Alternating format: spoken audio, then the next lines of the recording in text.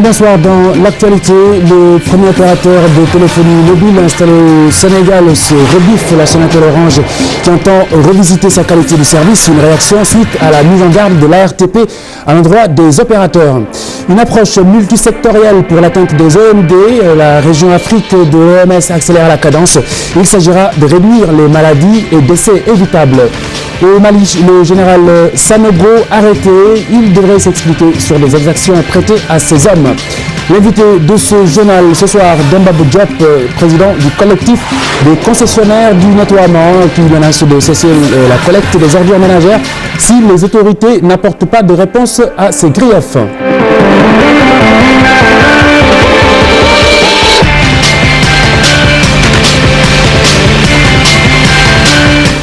Un feu de brousse qui s'est déclaré tout à l'heure au ranch de Dolly, dans la zone sud notamment de ce ranch. L'origine de l'étincelle n'est pas encore connue. Un feu de brousse qui se déclare 24 heures seulement après la visite du chef de l'État sur place. Mamadou Mbaye, notre correspondant permanent dans la zone, nous livrera un peu plus de détails sur cette affaire, sans doute avant la fin de ce journal. La hausse du budget du ministère de l'Énergie, 9 milliards 647 millions de francs CFA, une hausse qui résulte d'une nouvelle inscription de plus de 7 milliards, enveloppe destinée au règlement d'une partie de la dette de la SAR, la Société africaine de raffinage, sur notamment le gaz butane. Maimouna Ndoye Seck, le ministre, a défendu le projet de budget de son département aujourd'hui face aux députés. Téléphonie mobile au Sénégal, Orange revisite son expertise pour améliorer la qualité de service et conserver sa place de leader dans le marché. L'opérateur a passé au peigne fin l'étude de l'ARTP publiée le 16 novembre dernier. Le document qui déplorait la mauvaise qualité de service des opérateurs et appelait justement ces derniers à redresser la barre. La Sonatel Orange a rencontré la presse aujourd'hui. Mohamed Dieng et Daouda Sow pour le compte-rendu de cette rencontre. Le réseau de téléphonie Orange en tête du classement de l'Agence pour la régulation des télécommunications et postes. Ces résultats découlent de la campagne de mesure de la qualité des services voix et data des opérateurs de téléphonie. Même si Orange est premier devant Tigo et Expresso, des points faibles sont notés dans sa couverture réseau sur certaines parties du territoire. Sur Diourbel, c'était dû à des travaux, c'est dû à des travaux pour le Magal, parce que nous installons plus de 100 antennes pour le Magal. Sur Ziguinchor, c'était dû à des travaux que nous avons fait pour la Tabaski. Et donc on a eu quelques problèmes de qualité de service qui ont été vus tardivement, mais pour l'instant c'est réglé. Donc pour Tambacounda, nous avons eu des problèmes de qualité de fonctionnement que nous avons adressés et nous avons actuellement un programme d'extension de capacité. L'étude de la RTP révèle aussi des dysfonctionnements sur la qualité du réseau en dehors des zones urbaines. La qualité de service offerte par les 3 opérateurs de téléphonie mobile est plus faible sur les routes nationales que dans les villes. Un manquement que compte corriger la Sonatel. Côté contexte, les routes nationales, c'est la problématique la mieux partagée entre les opérateurs. Sur le benchmark mondial, les routes nationales sont moins couvertes, il y a moins de gens, disons. Orange est quand même leader sur les routes nationales. Donc nous avons mis en place une organisation spéciale pour adresser le delta sur les routes nationales et nous allons donc mener les axes de progrès. Les clients utilisateurs de l'application Viber dénoncent des perturbations dans le réseau. C'est une application qui permet d'émettre des appels et des messages gratuitement. Il suffit juste d'être connecté à un réseau Wi-Fi. Les utilisateurs de Viber accusent la Sonatel d'être à l'origine des désagréments. Mais l'opérateur dément toute implication. Nous n'avons pas effectué des actions de blocage, pour être clair. Nous sommes en train de troubleshooter, comme on dit, de regarder qu'est-ce qui a pu se passer et qu'est-ce qui se passe. Voilà. Et il n'est pas impossible qu'il y ait eu de la congestion, parce que nous avons constaté qu'il y a eu une augmentation assez forte, par exemple, du nombre d'utilisateurs Viber. Donc quand vous avez comme ça une augmentation du trafic, ça peut expliquer une baisse de la qualité de service. Mais nous sommes en train de regarder ça. Après ces résultats provenant de l'étude de la RTP, Orange veut consolider cette place de leader dans la téléphonie et l'Internet mobile. Il existe aussi des problèmes d'interconnexion des services des SMS de Orange vers Expresso. Mais l'opérateur compte mener des investigations avec Expresso pour une solution à ce problème. Vallée du fleuve Sénégal, la récolte du riz a démarré, un rendement record attendu cette année, 6 tonnes à l'hectare précisément. Les paysans s'en réjouissent mais exigent l'accroissement des terres aménagées. Allez, Bandel Niang.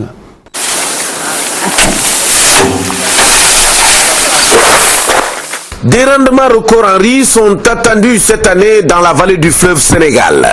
Après de nombreuses perturbations qui avaient même retardé le démarrage de la campagne agricole de l'hivernage, les riziculteurs de Matam ont finalement trouvé la parade. Suite au dépannage de la nouvelle station de pompage, les paysans qui avaient encore l'espoir ont aujourd'hui démarré les récoltes. Des récoltes prometteuses eu égard à la qualité des rendements. Pour à tous ceux qui nous écrivent que nous étions petits, nous les donnons aujourd'hui. Nous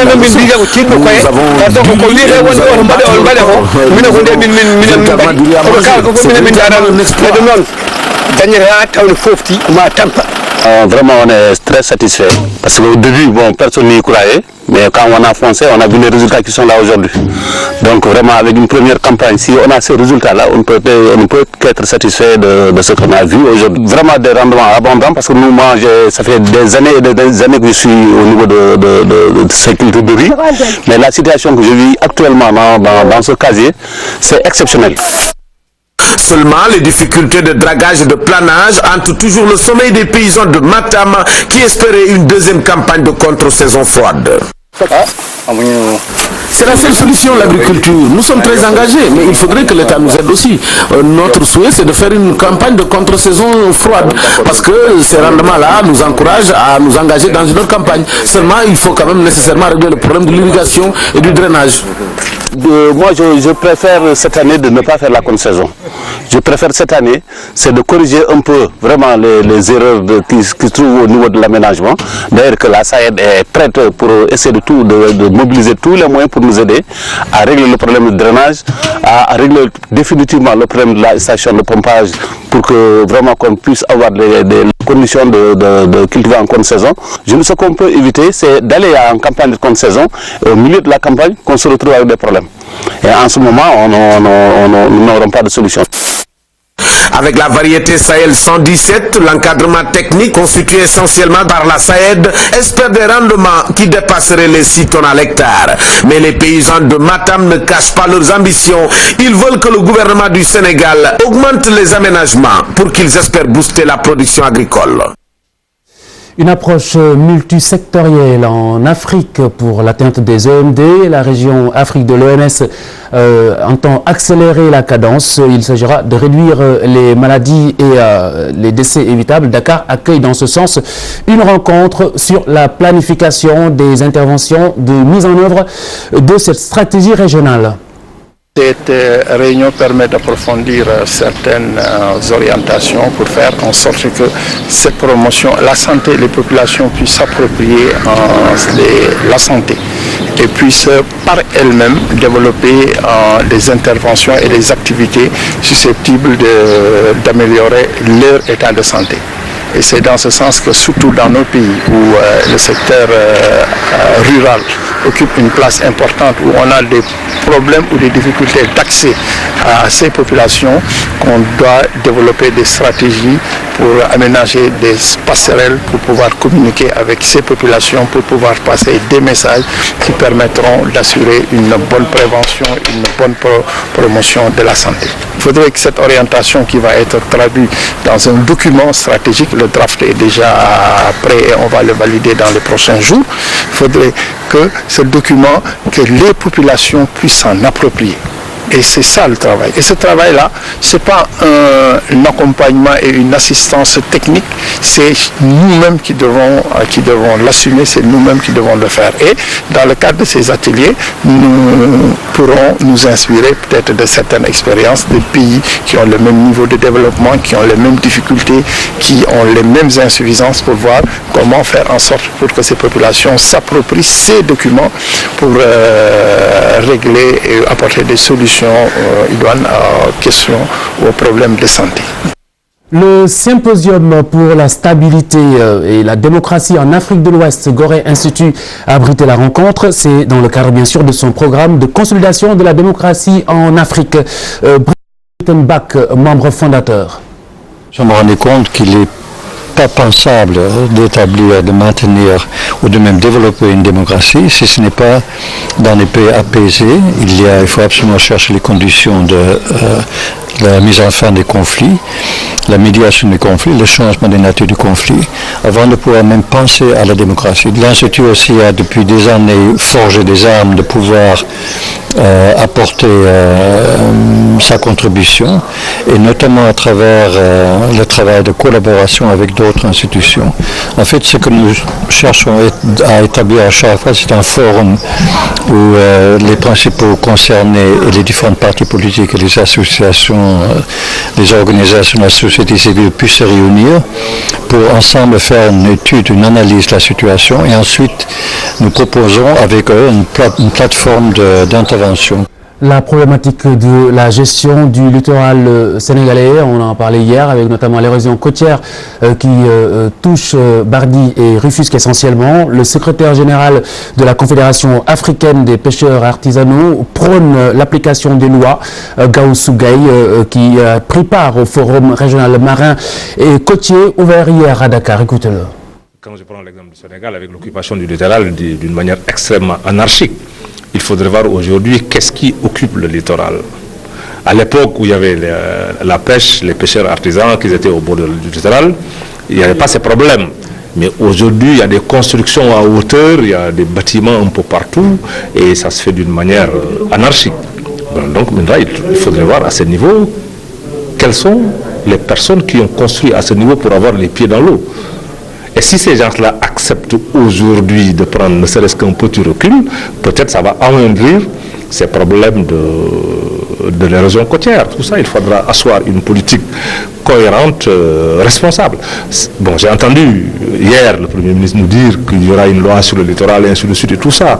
Mais on en a beaucoup de lois. Mais est-ce que ces lois vont être appliquées? Parce qu'aujourd'hui, c'est ce qui prennent ces lois-là.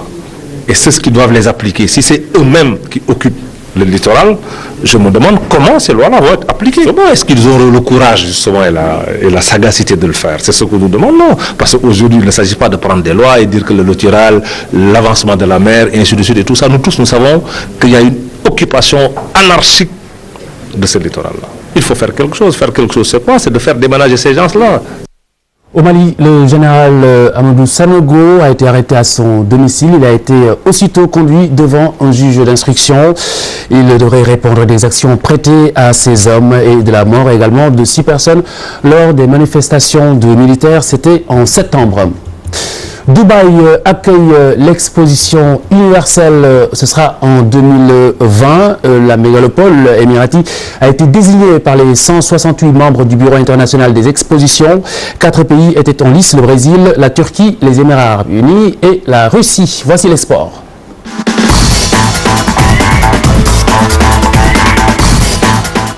Bonsoir. Bonsoir Khalifa. Bon, on parle de l'installation et de l'inauguration d'un centre de perfectionnement pour les jeunes talents. C'était à Fatick le week-end dernier et pour ce faire, le ministre des Sports s'est rendu sur place. D'ailleurs, à l'occasion, Madinga a annoncé que l'État s'engage à créer d'autres centres similaires à Kolda, Tamba et Podor. Des propos recueillis par Yaya Diallo.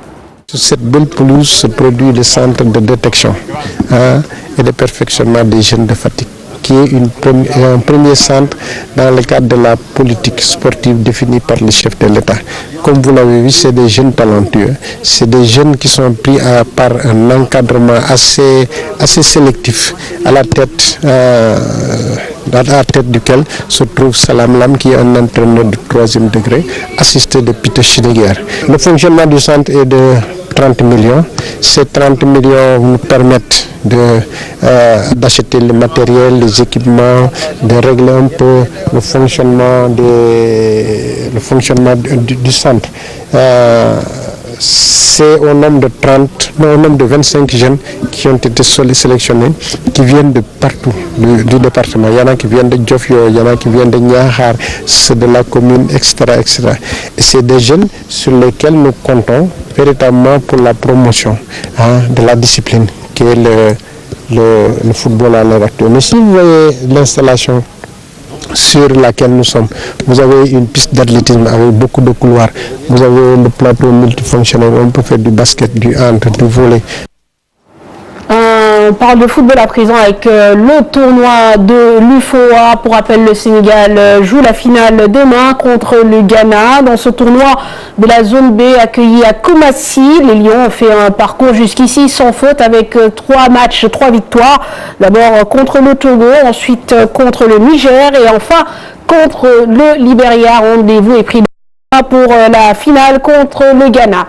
Football sur le continent avec l'Égypte qui a un nouveau sélectionneur. Il s'agit de Shawki Garib. Ce dernier, ancien entraîneur de Smoura Ismaili, prend les rênes à la place de l'Américain Bob Bradley, arrivé en fin de contrat. Shawki Garib a également été sélectionneur adjoint de 2004 à 2011. On rappelle que l'Égypte avait été éliminée de la dernière phase qualificative de la Coupe du Monde par le Ghana. Ligue des champions, cette fois-ci en Europe. La 5e journée se poursuit en ce moment même. La Juventus affronte Copenhague, le PSG, Olympiakos, les Parisiens qui mènent déjà sur le score d'1-0. Le Bayer Leverkusen mené chez lui devant par Manchester United, déjà qualifié pour les 8e de finale. Le Bayern de Munich s'est imposé il y a quelques minutes devant le CSKA Moscou 3-0. Et hier, dans le groupe F, Arsenal a battu Marseille 2-0 à l'Emirates Stadium. Mais il faudra encore attendre la 6e et dernière journée pour savoir qui sont les qualifiés dans ce groupe F très disputé, puisque à la même occasion, Dortmund s'est imposé à domicile devant Naples 3-1.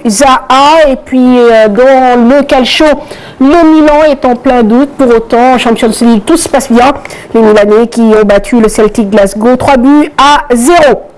En attendant, donc, les Catalans sont déjà qualifiés. Le FC Barcelone, mais battu hier quand même, faut le préciser, par l'Ajax d'Amsterdam sur le score de 2-1, tout comme Chelsea, battu par le FC Bâle 1-0, mais qualifié également pour les 8e de finale de cette Champions League. On revient chez nous pour parler des cyclistes sénégalais, pas sûr de participer au championnat d'Afrique des Nations prévu en Égypte du 29 novembre au 5 décembre 2013. Ils doivent aller au Caire, mais n'ont encore ni billet ni hébergement. Dans le cadre de cette préparation, les coureurs se sont tout de même rendus à Tivaouane et à Guédiawaye durant le week-end et demandent pour autant l'aide de l'État sénégalais. Nous écoutons le cri de cœur de Alim Badara Diop au micro de Chertigan John. La préparation interne pour les réglages spécifiques des coureurs. Elle s'inscrit aussi dans la préparation de cette manifestation-là, c'est-à-dire les championnats d'Afrique. Mais nous ne sommes pas encore sûrs d'y aller. Nous n'avons pas encore les moyens. Le ministère ne s'est pas encore manifesté. Nous sommes allés au Cameroun par notre propre frais plutôt. Et nous sommes allés au tour de la CEDEAO avec peu de moyens. Nous attendons pour aller voir le directeur de la haute compétition en vue de la préparation de cette manifestation qui se déroule le 29 au 5 novembre. C'est presque arrivé, et au 5 décembre. C'est presque arrivé et vraiment il nous reste peu de jours.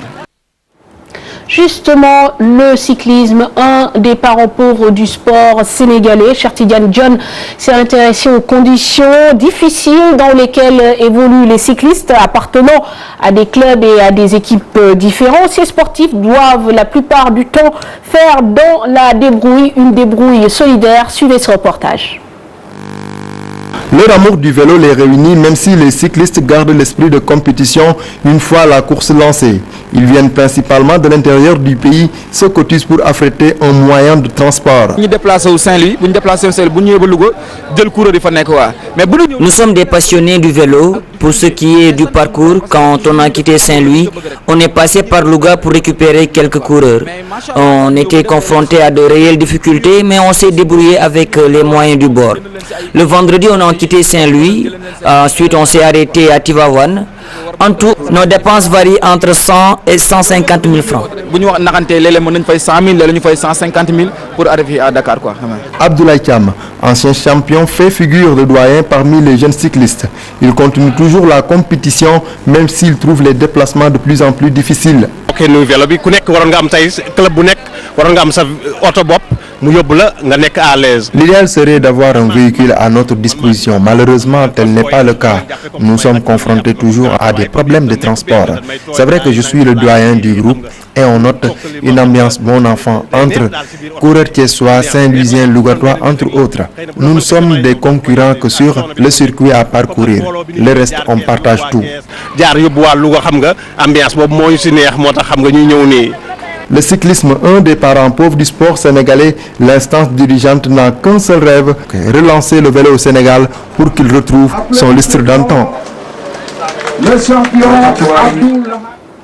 Voilà donc Khalifa pour l'essentiel de l'actualité sportive. Merci Manfatoulé. Juste avant d'accueillir notre invité Demba Diop du collectif des concessionnaires du nettoiement, nous parlons de cet échange culturel entre le Sénégal et le Japon. Des réalisateurs de la NHK, la télévision nationale japonaise, sont venus à la rencontre de leurs collègues de TFM. Dakar ne dort pas et en effet le pont de cet échange. Écoutez.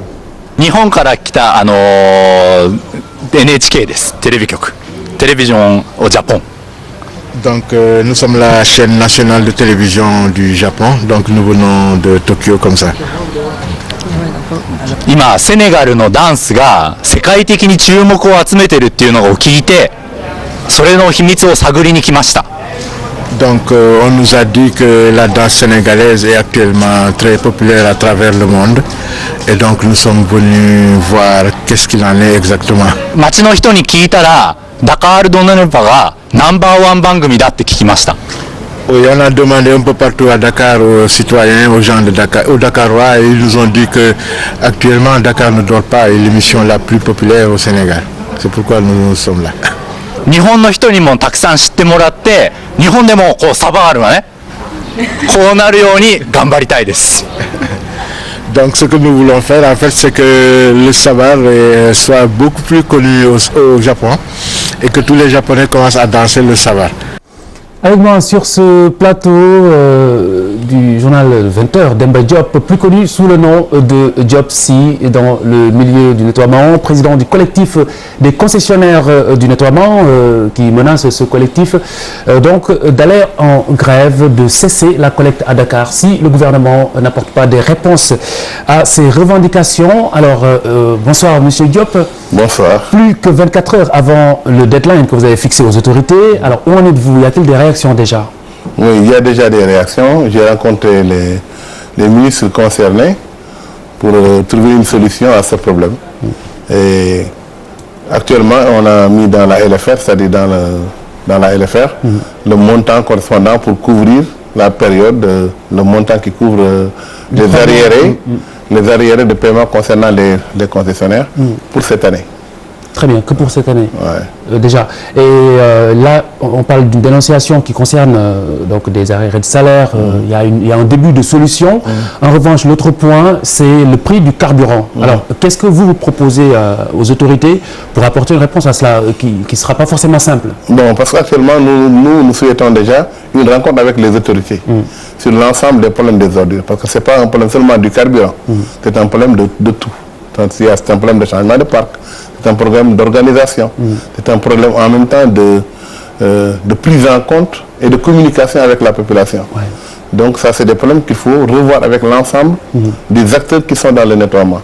Nous souhaitons que Monsieur le Président de la République convoque un conseil présidentiel spécialement réservé aux ordures ménagères. Parce que c'est à partir des ordures ménagères qu'on peut gérer la santé des gens. Parce que s'il y a des ordures un peu partout dans le Sénégal, ça crée plus de maladies qu'il en faut. Alors, c'est bien le problème. Les mouvements d'humeur dans ce monde de l'enlèvement des ordures sont récurrents. À votre avis, pourquoi? Est-ce à cause de cet aspect de prestation de services? Vous savez pourquoi c'est récurrent? Parce que tout simplement, les gens ne sont pas encore assis autour d'une table pour en discuter. Chacun reste dans son coin et parle. Il y a une personne qui décide à la place d'un groupe. Or, c'est quelque chose qu'on doit partager ensemble, c'est-à-dire l'ensemble des acteurs devaient se mettre autour d'une table et partager chacun de ses connaissances et ensuite pour qu'on puisse voir ce que l'État peut faire réellement pour aider Et ce que l'État ne peut pas faire. Parce que là aussi, il faut quand même que les gens soient... Donc c'est un manque de dialogue. Il n'y a pas de dialogue. C'est-à-dire qu'il n'y a jamais eu de dialogue dans les ordures. On a toujours considéré que les ordures, c'est toujours des étrangers qui devaient le prendre pour les Sénégalais.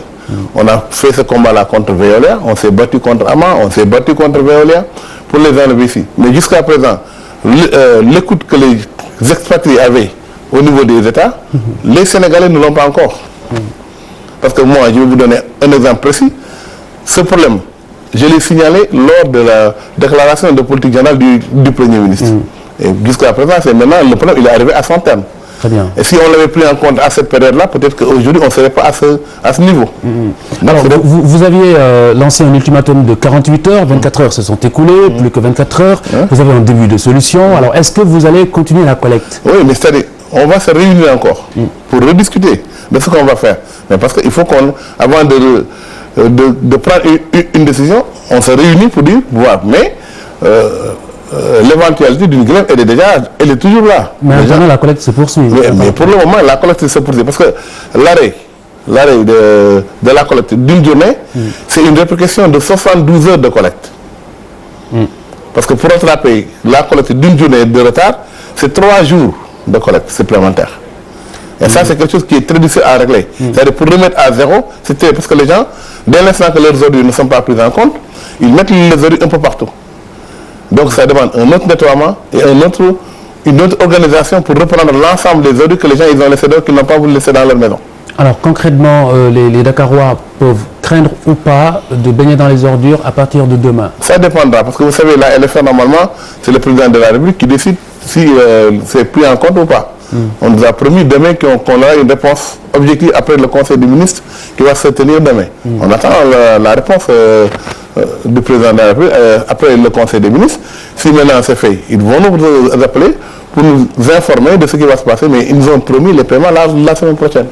Très bien. Alors, au-delà de l'absence de dialogue, de concertation autour de cette problématique, qu'est-ce qu'aujourd'hui vous prônez en tant qu'homme du Sérail pour régler définitivement ces mouvements d'humeur qui reviennent tout le temps? Moi, je pense qu'il faudrait quand même que les gens se réunissent autour des ordures et pour en discuter ensemble. Une seule personne ne peut pas décider à la place de tout le monde. Il faut qu'il y ait un dialogue. Parce qu'il y a des acteurs là-dedans. C'est qui décide à la place des autres? Non, actuellement, c'est la Caracar qui est maître d'œuvre des ordures. La Caracar ne peut pas prendre une décision toute seule. Les concessionnaires ne peuvent pas prendre la décision toute seule. La décision doit être prise entre les concessionnaires, les travailleurs et le maître d'œuvre. En fait, il n'y a pas de problème si ce n'est l'absence de dialogue. Voilà, il n'y a pas de dialogue entre le truc, les gens ne communiquent pas. Vous réveillez un jour, vous voyez 3 fonctionnaires qui se mettent dans un coin, qui se réveillent, ils disent écoutez, maintenant le circuit c'est comme ça. Ou bien voilà la décision. Or, ils n'ont pas la connaissance, ou bien l'expérience des ordures mieux que nous. Parce qu'on est dans les ordures depuis plus de 20 ans. Très bien. Depuis plus de 20 ans, vous ne pouvez pas être dans un système et que quelqu'un qui est là, assis derrière son bureau, puis vous dire demain, bon, écoutez, vous savez, c'est comme ça, c'est comme ça. Et puis vous dites, appliquez. Non, c'est pas comme ça. Nous, on préfère toujours le dialogue. Si vous voyez jusqu'à présent, on n'a rien fait, c'est parce qu'on veut toujours favoriser d'abord le dialogue avant d'aller à la situation impossible. Très bien. Donc c'est dans ce cadre-là que nous appelons l'État et les collectivités locales, c'est-à-dire en l'occurrence la Caracar, de discuter. Parce que le problème qui se pose actuellement, c'est l'État qui préfinance les ordures. Et ce sont les collectivités locales qui font l'exécution. Oui. Donc il faut que l'État et les collectivités locales soient d'accord sur quelque chose qui est normal. Parce que là, c'est l'État qui finance en totalité le paiement des ordures. Ce qui n'est pas normal aussi. Donc là aussi, il faut dire la vérité. Ce n'est pas normal que l'État puisse prendre en charge l'ensemble des ordures sans que les mairies ne prennent leur part là-dessus. Là aussi, c'est mon avis, c'est l'avis aussi des concessionnaires. Très bien. Parce que pour nous, on dit que l'État ne peut pas tout prendre ensemble en laissant les collectivités, qui est quelque chose qui fait partie de leurs compétences à eux. Et ils ne participent pas. Ça aussi, c'est un problème. Bien, ça, je pense que c'est une réunion qu'on devait faire ensemble avec l'ensemble de l'État et des collectivités locales pour essayer d'organiser pour que tout le monde puisse se retrouver dans le schéma. Très bien, Diopsi, merci. Vous dites aux Dakarois ce soir que ce n'est pas la peine de sortir les poubelles demain? Non, vous pouvez les sortir, il n'y a pas de souci. Les camions sont toujours là, que ce soit demain et après-demain. L'essentiel, c'est un dialogue. On va continuer à voir. Moi, je suis entre le milieu, je suis entre les concessionnaires et l'État, je discute avec l'État, je discute avec les concessionnaires, on trouve une solution pour que ça soit réglé et je pense que ça sera réglé parce que les gens sont motivés pour que ça soit réglé. Merci beaucoup Demba Diop Diopsi et le président du collectif des concessionnaires du nettoiement. Merci, excellente soirée. Bonne soirée sur TFM. Ne ratez pas Faram Fati aux environs de 21h. Bonsoir.